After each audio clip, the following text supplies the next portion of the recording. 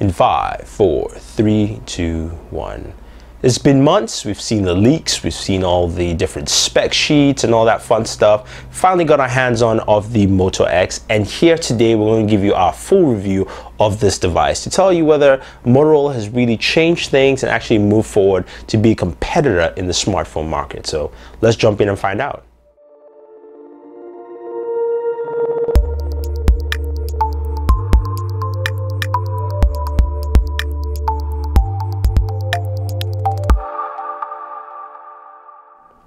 Alright, looking at the Moto X, Motorola has done a lot of things to actually change the design of this device. First of all, let's just flip it around. And what we have here is a 4.7-inch display device. Now, you can see it's got a very thin bezel on both sides, and also the top and bottom are actually quite thin. Now, this is a 720p display. Motorola didn't go with the 1080p display like everyone has, but you can see quite well how thin the device is. One of the things I noticed while holding the Moto X is that it really felt like I was holding something smaller, even though it's 4.7 inches, because of course the bezel is much thinner. Now, on the design elements, you can see the curved nature at the back, and what that does, as Motorola said, is that because your hands are not flat, it allows you to hold the phone better. And I must say it did feel much better holding the Moto X and accessing the phone, just using it overall.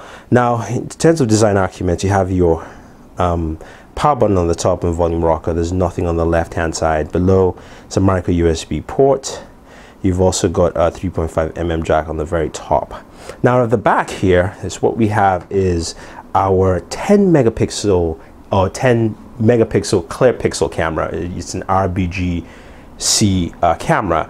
Basically, the whole spiel is that this camera allows in more light and should give you better photos overall. You've got an LED flash, and of course this is fully encased, so you can actually open the device to actually access the battery or replace the battery. Also, there's no Microsd storage.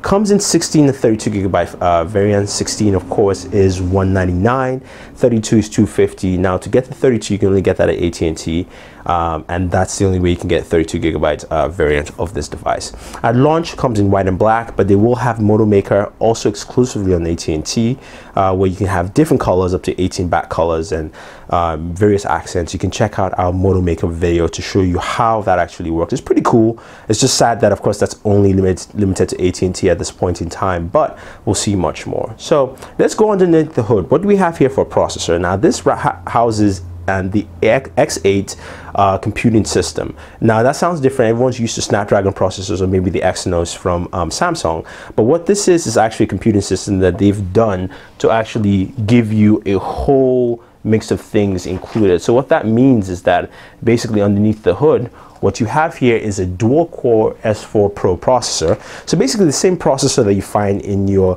Windows Lumia devices, but it's actually optimized for Android. You've got and it's clocked at 1.7 gigahertz.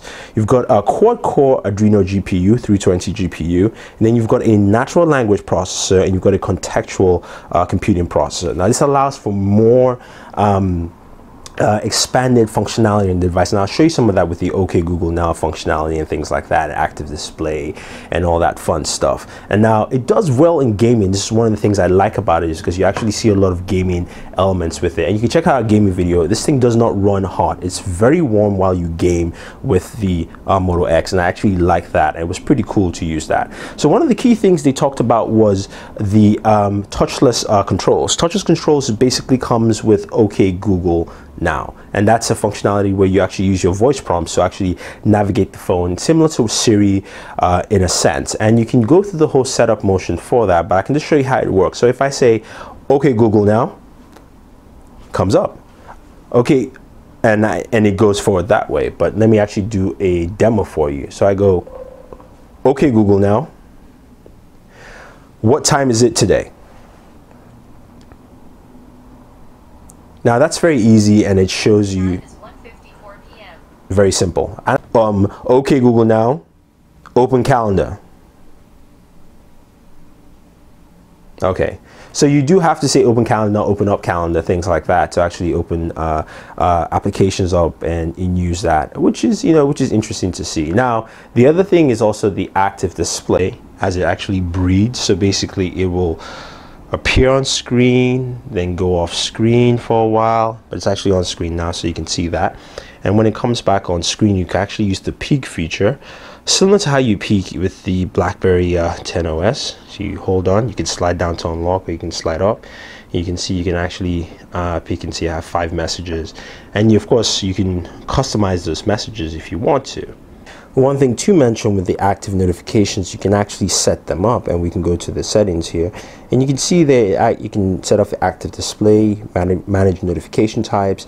So whatever applications you have you want to show up in the active notifications, you can select, deselect. So I don't want that game in there, I don't want Moga in there, I can take that out. I don't want any of the AT&T stuff, I don't want that there. I love my Robot Unicorn Attack 2, so I'll keep that there.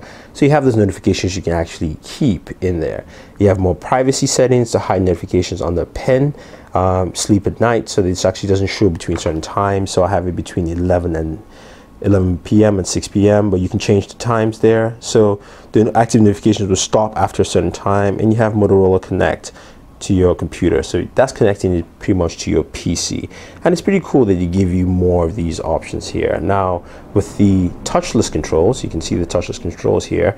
You can actually activate it or deactivate it. You can re-record your phrases, launch when display is off, turn it on or off, call while locked, confirm before calling. So those are the kind of options in there for you with touchless controls as well as active display. It actually comes with Android 4.2.2 in there. You can see it just actually stated there 4.2.2. Zoom in a little closer for you. There we have it. But it runs well. You can see the mobile system there, a computer system, X8 mobile computing system. What you do have here is that there are not a lot of tie-in services. Now, if you're used to things like TouchWiz or what HTC has, or other companies, you find out that, to me, I find out that stock Android still lacks in certain areas and certain functionality, especially like, you know, things like in the gallery where I want to actually look at all my pictures in a grid. I like that kind of stuff, but I don't. But it's more picky than anything else. But overall, it's still a very nice thing to have. So you have a couple of applications that they've actually added in here to give you a better functionality in your device. You've got the assist application, which can assist you in driving, setting up meetings, and going to sleep, and you can do all that kind of stuff with that. But it's just basically follow the functionality and you're good to go here. Other things here, you also have Google Drive. Now if you buy this device, you get 50 gigabytes of Google Drive, which is what Google's using to supplement the 16 gigabytes you'll probably have in here while you're using the Moto X. You've also got a migrate functionality that helps you to migrate all your data from older devices and things like that. One other cool thing is also the ability to track your device. So we're given prompts to actually do that, and I believe we have screenshots of that.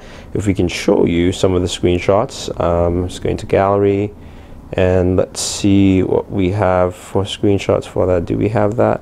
No, we don't, but we're given the this is for touch control. We're given the ability to actually navigate and basically save a settings for a device, which is so that we can actually find our device if we lose it, and also blank wipe it. So it's actually tied into your Google account, whichever Google account you use for your smartphone. Now the other big thing here with the Motorola X, or the Moto X actually, is the camera. So the camera has a unique way of actually accessing the camera. So you do have the option of going to the camera app, if I can actually find where that app is, there we go, and actually tapping on that to launch the camera, or you can pick it up, sorry, and you can shake it and basically twist and shake, and you have your camera access. Now the camera boasts a quick active snap functionality, so I can tap and snap. Now I actually have the tap controls, so to focus first, I can turn that off.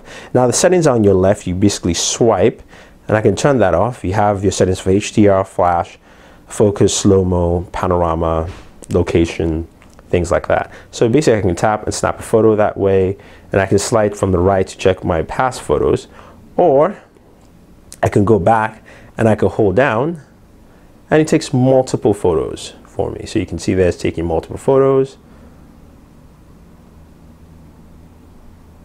and yeah, taking the slow photos. So the other cool thing is actually some editing functionalities within the camera. So you see, if you tap on the screen, the bottom left hand corner, there's this icon. You tap on that icon, that brings you to an editing corner here where you can actually add different hues here on your filters on your photo. So I added that one.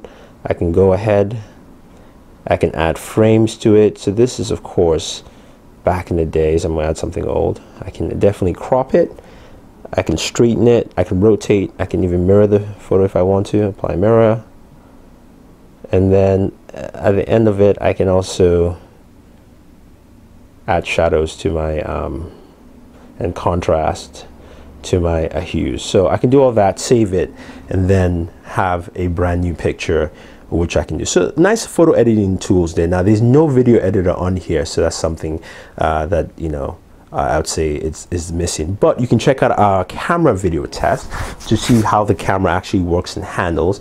We did some slow motion video and it actually worked pretty well. The camera only has one settings for 1080p. You cannot drop it down to 720 if you choose to. The other thing with the camera too is that the quick snap application, to me, I think is more gimmicky than anything else. I'd rather have a camera button. I think that actually works best. And of course, you know, you could probably get carpal tunnel syndrome actually just doing that constantly with this device. Now, in terms of battery life, one of the key things I talked about, the battery life on this device is very, very good. Pretty much with heavy use, I was able to get about 24 hours, and I am a very bad heavy user. I use the phone for everything. I max it out. While gaming, you know, doing some light gaming and also using the device, I was able to get roughly about 20 hours on there. I was playing mostly Robot Attack Unicorn 2, so not really a heavy game, but so I say light gaming in there. But in terms of battery life, you can go a whole day using this device with ease, and you should have no issues whatsoever, which is pretty cool that you can actually do that with the Moto X. Now, it's a cell phone, it's just, you know, so basically it should make calls. Voice quality is actually very good. You've got the dual antennas, and the other cool thing to mention in here is that it also supports AC wireless mode. So basically I do have an AC wireless router, and I noticed better uptake speeds in downloading and using the web while connected via Wi-Fi. So that's something to note, and it's actually pretty cool. It supports that. That's pretty much it that we've covered here on the Moto X. So let's go ahead and round up this review. So we've played around with the Moto X and you've seen our review. There are many things to like about this device, and there's some things that, you know, leaves us low wanting, if you will.